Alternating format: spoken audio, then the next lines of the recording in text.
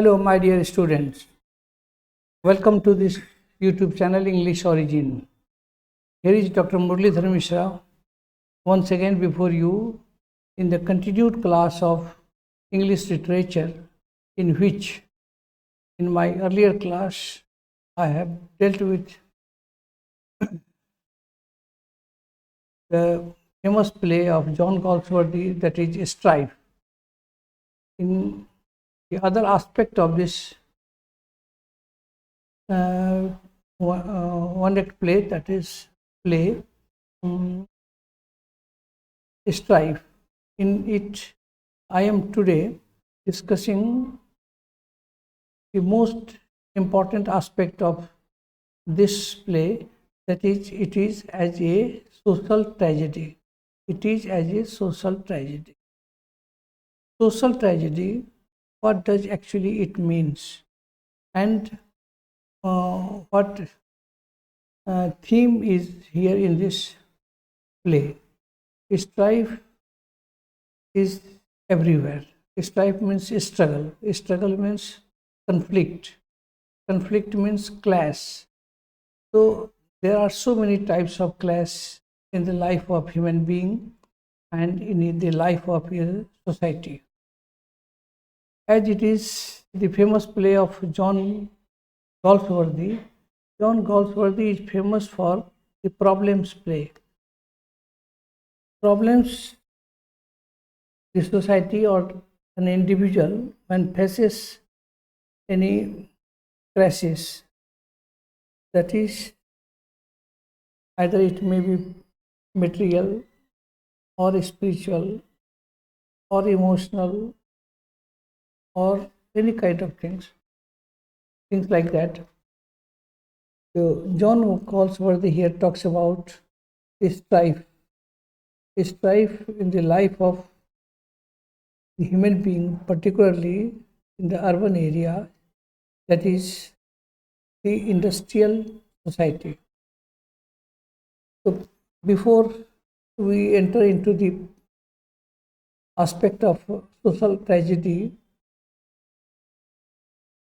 let us talk about John Galsworthy, about the writer, about the dramatist. John Galsworthy. John Galsworthy was born in 14th August 1867, and his death is reported to be 31st January 1933. He is an English novelist, a playwright, that is dramatist, Nobel Prize winner. He was also a Nobel Prize winner for literature, and he was awarded this prize in 1932. His famous works are The Forsyte Saga, a modern comedy. These are the famous works of Galsworthy. Now come to the play, Strife. About the play Strife, let us know something about the play Strife. Published in 1909, 1909 में ये publish हुआ था. ये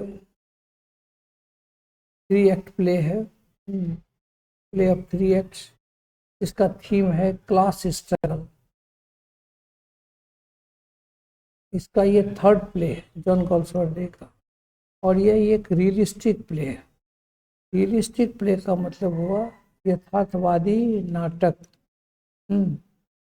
यथार्थवादी नाटक में ये realism का बड़ा सुंदर चित्रण किया, इसलिए इसको रियलिस्टिक प्ले भी कहते हैं. और दूसरी बात कहते हैं कि यह एक सोशल ट्रेजेडी भी है. चलिए, तो ये जो इसका थीम है वो है क्लास स्ट्रगल. मैं आपको फिर थोड़ी सी जानकारी दे दूं, क्लास स्ट्रगल क्या होता है. तो क्लास स्ट्रगल मतलब वर्ग का संघर्ष. वर्ग संघर्ष की बात करता है. वर्ग संघर्ष की बात हम लोग जब दास कैपिटल पढ़ते हैं कार्ल मार्क्स का, जब हम लेनिन को पढ़ते हैं, एंजल्स को पढ़ते हैं, ये लोग इस क्लास स्ट्रगल को बहुत बढ़िया से फोकस किया और ये माना कि हमारे समाज में हमेशा से युगों से, यानी कि सभ्यता का जब से विकास हुआ तब से एक क्लास स्ट्रगल होता है कि एक होते हैं अपर क्लास, एक होते हैं लोअर क्लास। ये दोनों क्लास के बीच हमेशा से संघर्ष होता रहा। लगभग इसी तरह के क्लास स्ट्रगल हम यहाँ भी पाते हैं स्ट्राइफ में। तो ये स्ट्राइफ जो है, ये जो संघर्ष की कहानी कह रहा है, वो इंडस्ट्रियल स्ट्रगल की बात कर रहा है। इंडस्ट्रियल स्ट्रगल में भी फिर वही क्लास स्ट्रगल हो जाता है। ये क्लास स्ट्रगल क्या है? एक फैक्ट्री है जिसका नाम है टी नार्था टीन प्लेट वर्क्स, और इसमें क्या है कि ये इंडस्ट्री का जो इंडस्ट्रियलिस्ट है, यानी उद्योगपति जो है, जिसको कि हम कैपिटलिस्ट भी कहते हैं, हम जो पूंजीपति लोग होते हैं, एक वर्ग उसका है, और एक वर्ग है जो उसमें वर्किंग क्लास है, काम करने वाले लेबरर्स हैं, उसका वर्ग है। तो दो वर्ग की का यहाँ स्ट्रगल देखेंगे हम। इसमें क्या देखेंगे? दो वर्ग, एक हम देखेंगे कैपिटलिस्ट का और दूसरा देखेंगे इसका, एक वर्किंग क्लास, दूसरा है वर्किंग लेबरर्स, जो भी काम करते हैं। तो कामगार लोग एक वर्ग हो गए। आपको मैं यहाँ बता दूं, जैसे कि हम लोग भी हैं, हम लोग भी वर्किंग क्लास में आते हैं, हम लोग कैपिटलिस्ट नहीं हैं। कैपिटलिस्ट तो जैसे भारत में अडानी, अंबानी, टाटा, बिरला, सिंघानिया, ये सब है, क्योंकि ये लोग पूंजीपति, ये लोग पूंजी लगाते हैं, ये श्रम नहीं करते हैं। तो श्रम और पूंजी का टकराव हो रहा है, और यहाँ कभी कभी धोखा हो जाता है कि जो एम्प्लॉयर्स होते हैं वो समझ लेते हैं कि हम कैपिटलिस्ट हैं, जबकि आप देखेंगे कि बहुत सारे ऑफिसेस हैं।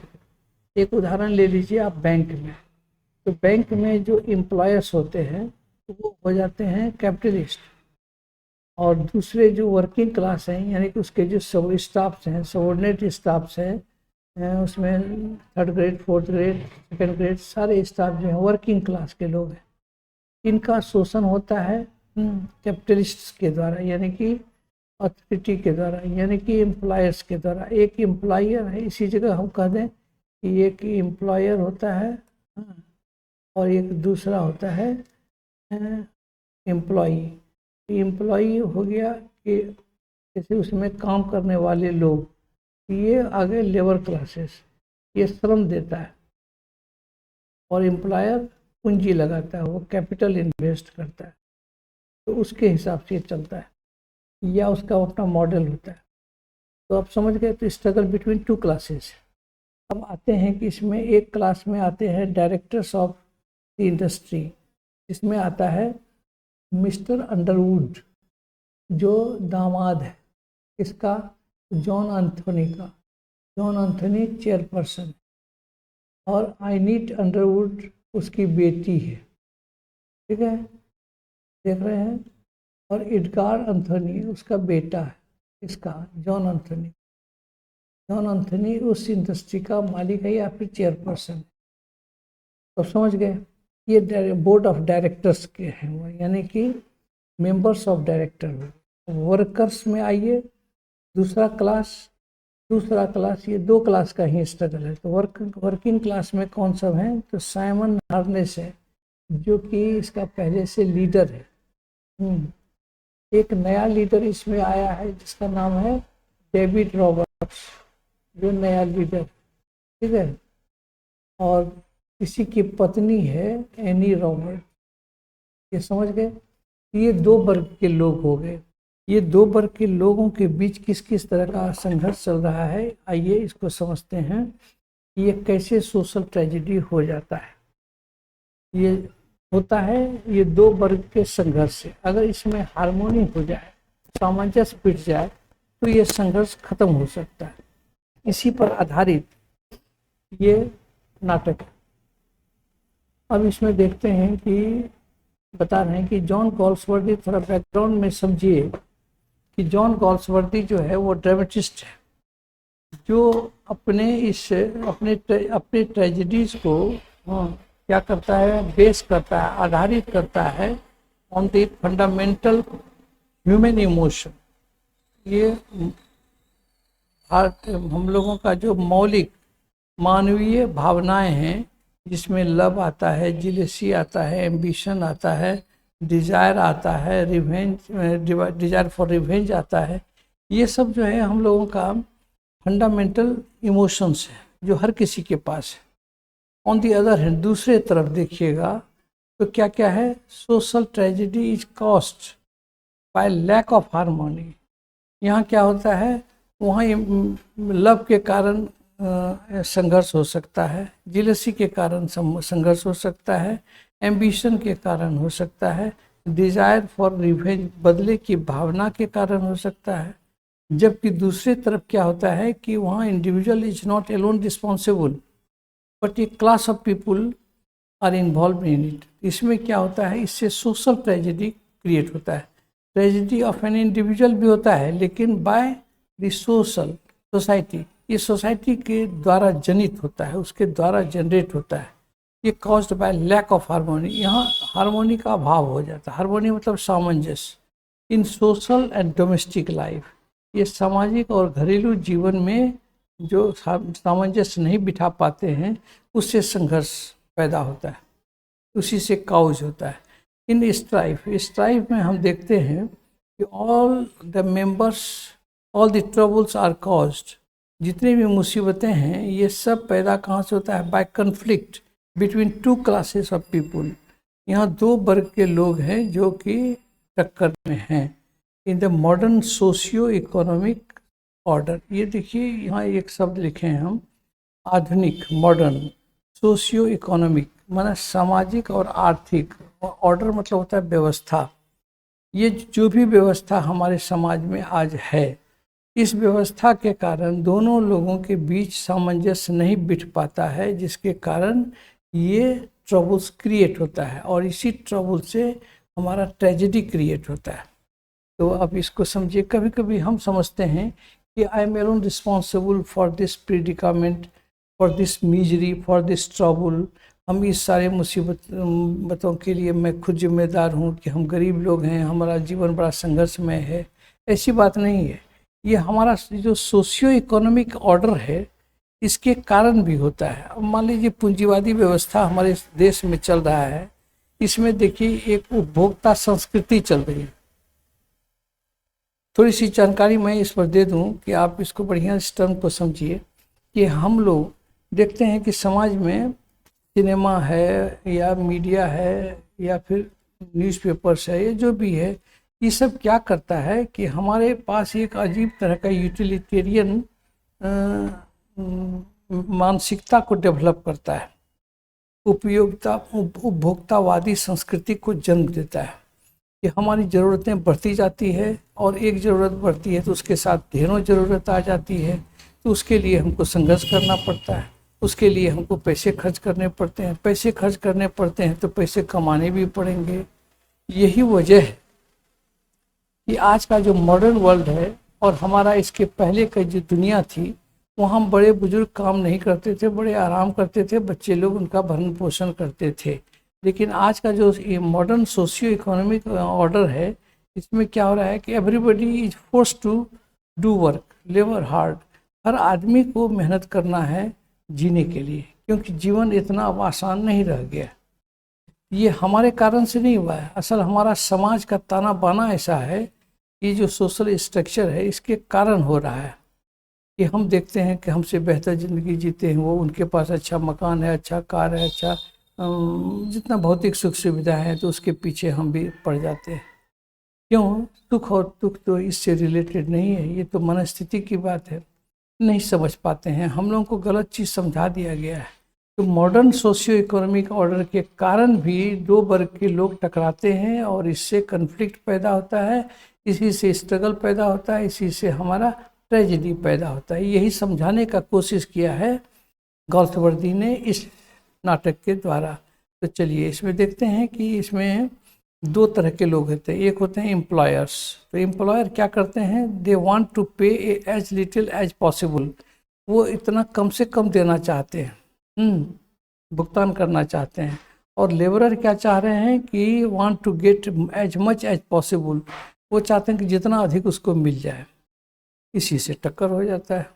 अब देखिए द रिजल्ट इज दैट, परिणाम क्या होता है, फलतः there is a conflict, the result is a conflict in which, जब ये कन्फ्लिक्ट होता है तो याद रखिएगा ये यानी कि स्ट्राइफ होता है, इसमें क्या होता है, द वर्स्ट सफरर्स, इसका सबसे ज़्यादा जो भुगतान दुख उठाता है, दुख उठाने वाले लोग होते हैं, उसमें वुमेन होते हैं और चिल्ड्रन होते हैं। बच्चों को बड़ा कष्ट होता है और महिलाओं को बड़ा कष्ट होता है। इस सोशल ट्रेजेडी में ये देखा जाता है कि सबसे ज़्यादा कष्ट किसको हो रहा है, तो महिलाओं को और बच्चों को। तो ये देखिए इसी चीज़ को इसमें फोकस किया गया है। चलिए अब हम लोग आगे बढ़ते हैं, जरा इसमें देखते हैं कि स्ट्राइफ क्या है, कैसे है ये social tragedy.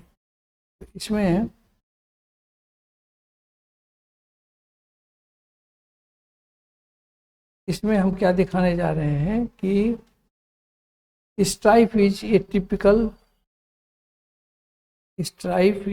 Typical social tragedy. ये सोशल ट्रेजेडी का बड़ा ही एक खास तरह का रिप्रेजेंटेटिव प्ले है of John Galsworthy. It is the story, यह एक ऐसी कहानी है ऑफ एन इंडस्ट्रियल कन्फ्लिक्ट, ये एक औद्योगिक संघर्ष की बात है। The workers of Trenartha tin plate works, ये जो इंडस्ट्री का नाम है,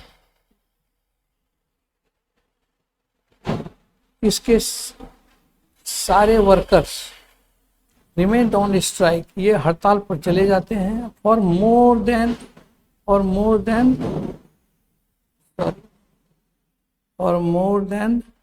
मंथ्स, 4 महीनों से भी ज़्यादा ये स्ट्राइक पर चले जाते हैं। अब इतनी लंबी चल रही है ये हड़ताल, इससे क्या क्या हो रहा है, तो ऑल दी एफर्ट्स, इसमें जितने भी प्रयत्न किए जाते हैं टू ब्रिंग अबाउट ये कंप्रोमाइज, कि इसमें कंप्रोमाइज हो जाए, तो वेयर रिजेक्टेड, इसमें जितना भी कंप्रोमाइज का स्थिति आता है उसको सब रिजेक्ट हो जाता है, हाँ, बाय द 2 पार्टी, दोनों पार्टियों के बीच, एम्प्लॉयर्स और एम्प्लॉइज के बीच, because they were both led by fanatics, सनक के कारण, यानी ego clash, who refuse to settle a compromise, ये कंप्रोमाइज सेटल करने ही नहीं चाहते हैं। क्यों?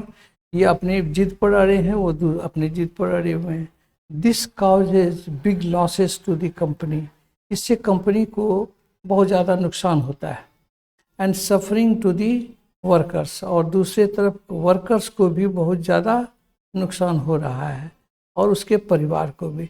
इस तरह से हम देखते हैं कि समाज में अगर कोई इंडस्ट्री है, सेटअप है, और इंडस्ट्री में हड़ताल हो जाएगा तो दोनों तो अपने जिद पर अड़ा रहेगा।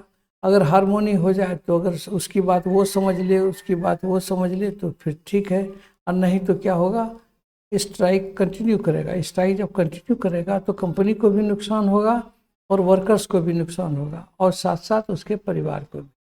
अब देखते हैं कि फाइनली इस कहानी में ये होता है कि अंत में एक कॉम्प्रोमाइज़ तो सेटल हो जाता है आफ्टर बोथ द पार्टीज। कब होता है?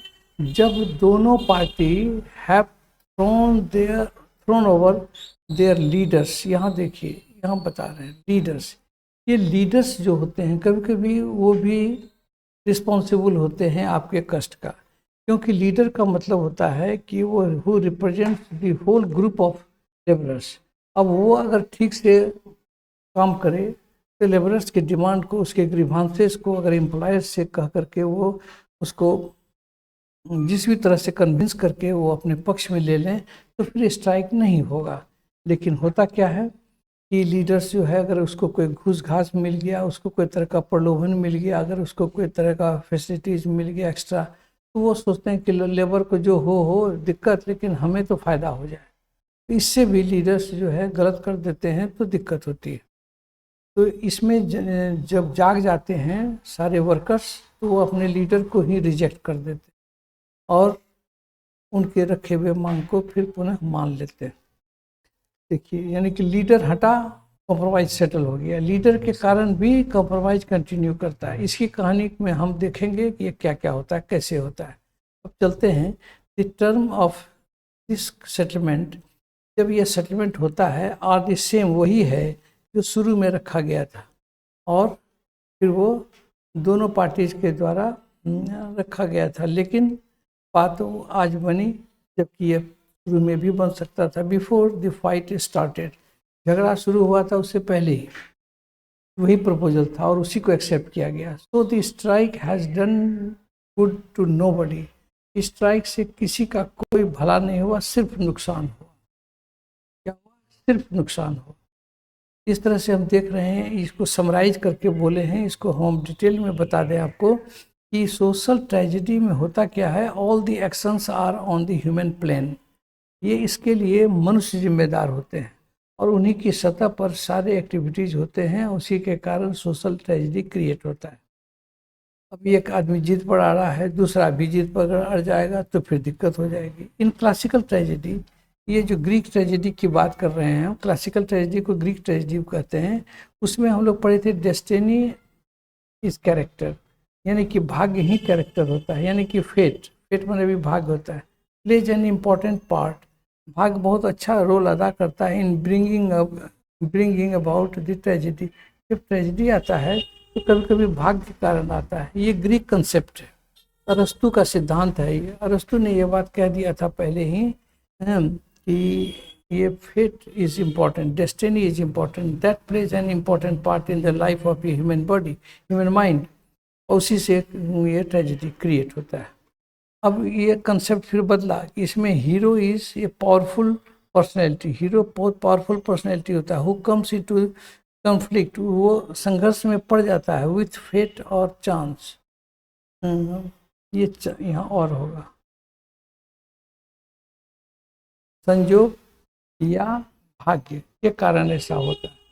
एंड इज रेक्ट, और वो बर्बाद हो जाता है वो अच्छा आदमी इसी से, इसके कारण, भाग्य के कारण। एक उदाहरण से इसको समझाए हैं हमने। इडिपस द किंग, सोफोक्लिस का फेमस ट्रेजेडी है, इसमें ग्रीक ट्रेजेडी है, इसको क्लासिकल ट्रेजेडी भी कहते हैं। कि ये ग्रेट हीरो, ये बहुत बड़ा महान हीरो था, हु इज पनिश्ड, उसको बड़ी सजा मिलती है, because he treats A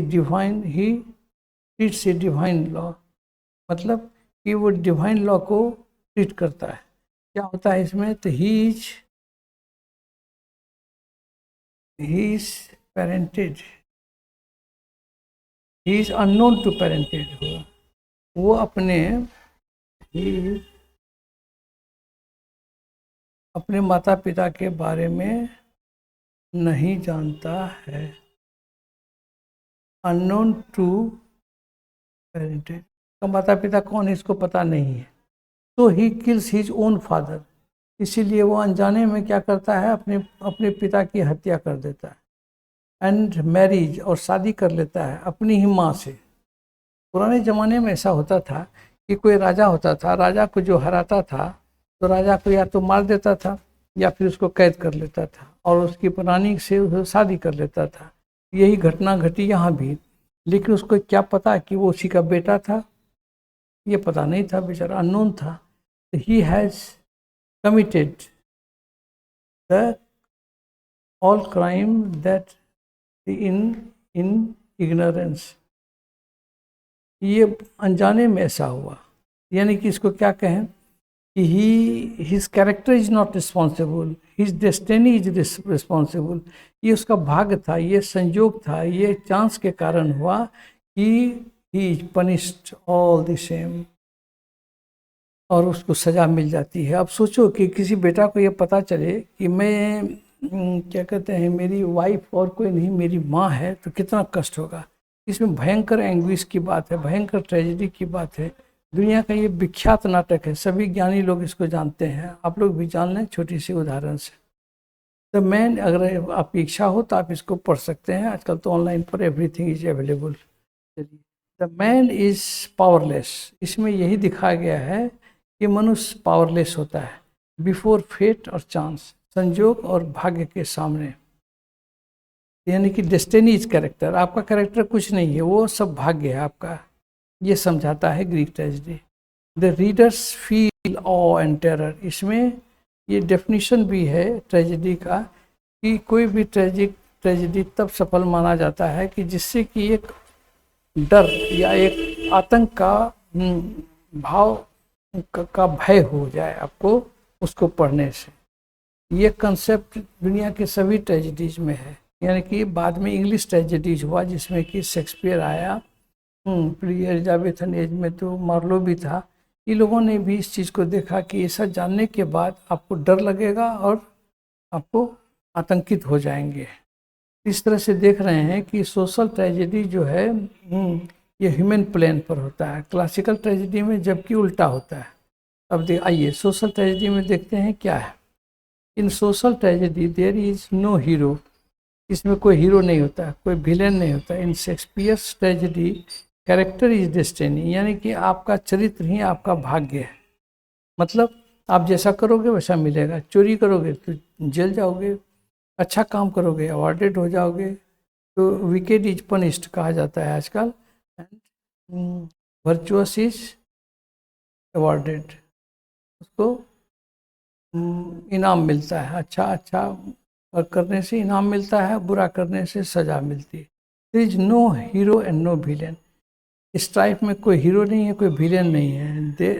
there are commonplace characters, इसमें समान आम जीवन के कैरेक्टर्स हैं।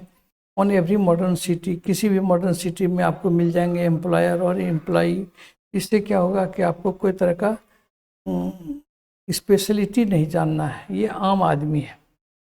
तब ये कहते हैं in every factory, her factory में देखेंगे आप देयर आर डायरेक्टर्स होता है, लेबरर्स होता है एंड लीडर्स होता है। एंथोनी और रॉबर्ट्स, एंथोनी क्या है, डायरेक्टर है, रॉबर्ट्स लेबरर का लीडर है, are great leaders but they do not attain the height. है तो लीडर लेकिन वो ऊंचाई हासिल नहीं कर सका जो हेमलेट जैसे हीरो को मिला। शेक्सपियर के नाटक है ये हेमलेट और सीजर, जूलियस सीजर, ये भी शेक्सपियर का नाटक है। इसके हीरो को जो हक हासिल हुआ वो इसकी ऊंचाई तक ये नहीं पहुंच सका। चलिए अब इसमें आते हैं कन्फ्लिक्ट पर। ये कैरेक्टर प्रभाव, कन्फ्लिक्शन यानी कि स्ट्राइफ। यहाँ ये संघर्ष है, वहाँ किस्मत से लड़ने का संघर्ष था, हाँ दूसरा था कैरेक्टर से लड़ने का, हीरो विलेन से लड़ता था। लेकिन अगर हम in case of social tragedy जब आते हैं तो यहाँ अलग तरह का हमको संघर्ष मिलता है। वो है बिटवीन टू स्ट्रॉन्ग पर्सनैलिटीज, दो स्ट्रॉन्ग पर्सनैलिटीज के कारण होता है। क्या होता है, they are both man of principles, ये अपना अपना सिद्धांत बना लेता है, अपना कन्विक्शन बना लेता है, and are ready to fight, और हमेशा तैयार रहता है लड़ने के लिए, and suffer for their ideals, और इसके कारण अपने आइडियाल्स, अपने विचार, अपने आदर्श के कारण उसको कष्ट भी होता है। Thus it becomes a conflict, इसी से झगड़ा हो जाता है बिटवीन टू आइडियोलॉजीज, एक है कैपिटल का, दूसरा है लेबर का। ये दोनों के कारण क्या हो रहा है कि कन्फ्लिक्शन पैदा हो जाता है। एंथोनी स्ट्राइक को कैसे लेता है, एक attempt by the poor labourer, गरीब श्रमिकों के द्वारा एक कोशिश की जा रही है to get a few more pounds as wages, कि उसको कुछ और मजदूरी मिल जाए और पैसे उसके अधिक मिल जाए, ये चाहते हैं। ही लुक्स एट इट, वो देखता है कि कैपिटलिस्ट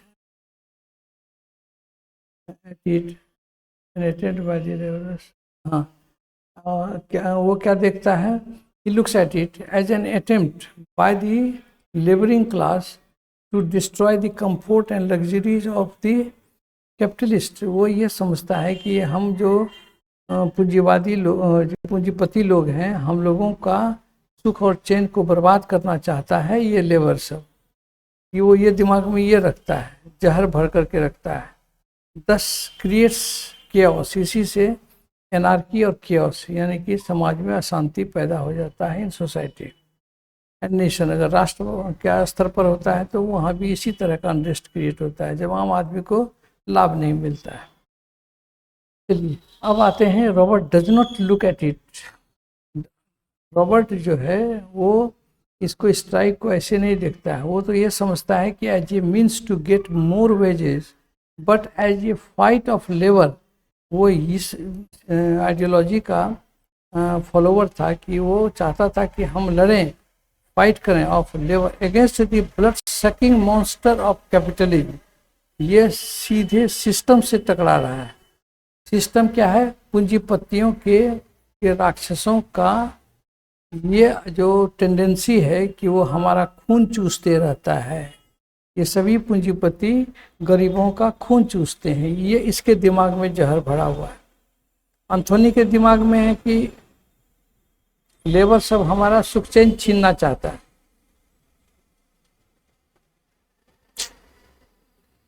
और लेबरर ये चाह रहा है कि ये जो हम लोगों का खून चूस रहा है, ये राक्षस है। ये किसका? पूंजी का, पूंजीपतियों का।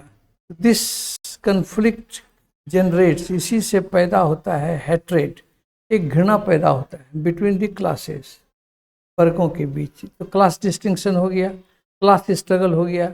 ये मामला इसी जगह आपका थीम है कि ये क्लास स्ट्रगल कैसे बना, तो इसी कारण से बना। मैकडे एंड आइनीड आर बोथ गुड पर्सन्स, ये अच्छे लोग हैं, but they sought hitting each other, लेकिन वो एक दूसरे से इसलिए घृणा करते हैं बिकॉज ऑफ कन्फ्लिक्ट, क्योंकि इनके बीच झगड़ा चल रहा है विथ टू क्लासेस। यहाँ वर्गों का भेद है। यानी कि कभी कभी आप देखते होंगे आजकल सोशल मीडिया में भी हमने 2-3 बार देखा है कि किसी ने पोस्ट किया कि a poor man cannot, A rich man cannot be the friend of a poor man, कि अमीर आदमी किसी गरीब आदमी का दोस्त नहीं हो सकता। कहने का मतलब कि ये दो वर्ग की खाई कभी मिट नहीं सकती। यह एक यूनिवर्सल हो गया है, ये परपेचुअल हो गया है, ये होता रहता है। क्या होता है कि दोनों वर्ग के बीच हमेशा संघर्ष होगा, कि दोनों के बीच सामंजस्य नहीं होगा। दस इन स्ट्राइफ द डिवाइडेड सोसाइटी, समाज में ये दो तरह के लोग हैं, इसमें बटे हुए हैं, takes the place of divided self, सबका अपना अपना हित है, उसमें ये बटे हुए हैं और अपने अपने ग्रुप में बटे हुए हैं। इसी से ग्रुप हो जाता है, क्लास हो जाता है, इसी तरह से बनता है, इंटरेस्ट हो जाता है, पुल इन डिफरेंट वे। यही सब चीज़ जो है ना, खींचतान पैदा करता है और संघर्ष पैदा हो जाता है। There is no spirit of harmony, कहीं भी सामंजस्य का कोई स्पिरिट नहीं देखा जाता है। नो रीजन, कोई भी लॉजिकल बात नहीं होती है कॉपरेशन की, एक दूसरे को कॉपरेट करें ये नहीं चाहते हैं। एंड इमेजिनेशन, न ही कल्पना में ये बात लाते हैं। Entering into the point of view, कि वो जिस दृष्टिकोण से सोच रहे हैं दूसरे लोगों के बारे में, जरा वो भी सोचें तो दिक्कत नहीं होगी। लेकिन ऐसा सोचने का अभाव होता है, इसी कारण में समाज में क्या होता है, संघर्ष होता रहता है। तो इस तरह से हम देखते हैं कि द रिजल्ट इज फ्रिक्शन, नतीजा क्या होता है, संघर्ष होता है, वेस्ट होता है, बर्बादी होता है।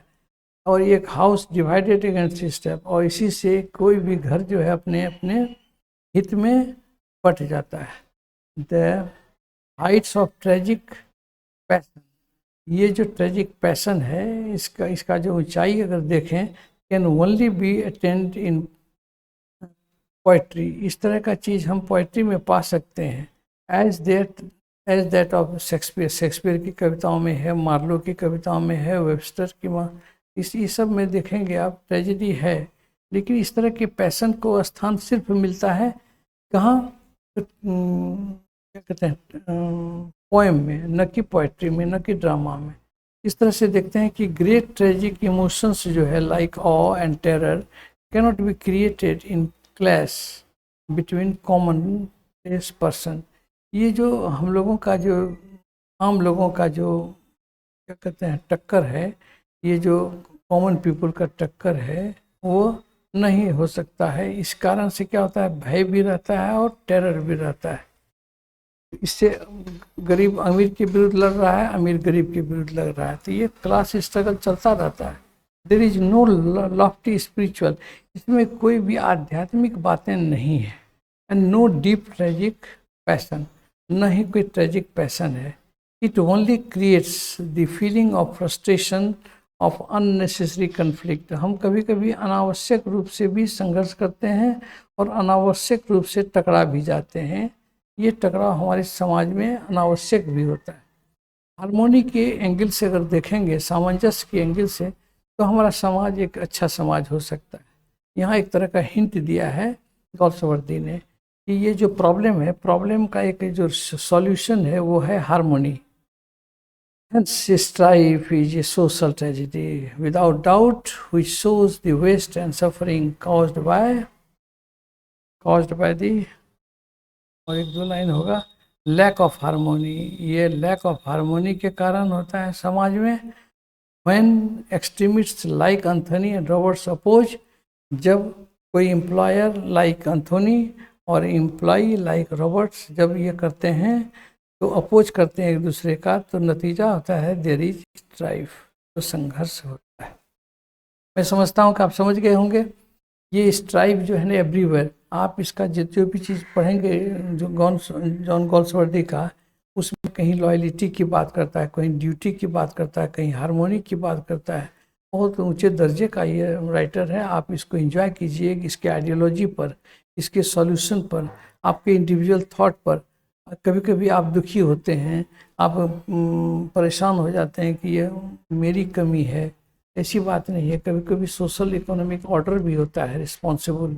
कभी कभी आप भाग को दोष देते हैं, वो भी नहीं होता है।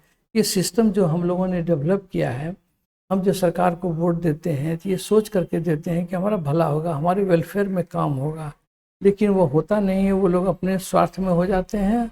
उसका क्लास आम आदमी से उठ करके वो एमएलए एमपी बनता है और जा करके वो इंटर कर जाता है एम्प्लॉयर्स क्लास में, तो उसका क्लासेज चेंज हो जाता है। इसीलिए हार्मोनी का अभाव होता है। I think this much is sufficient for you. Thank you very much. Wish you all the best.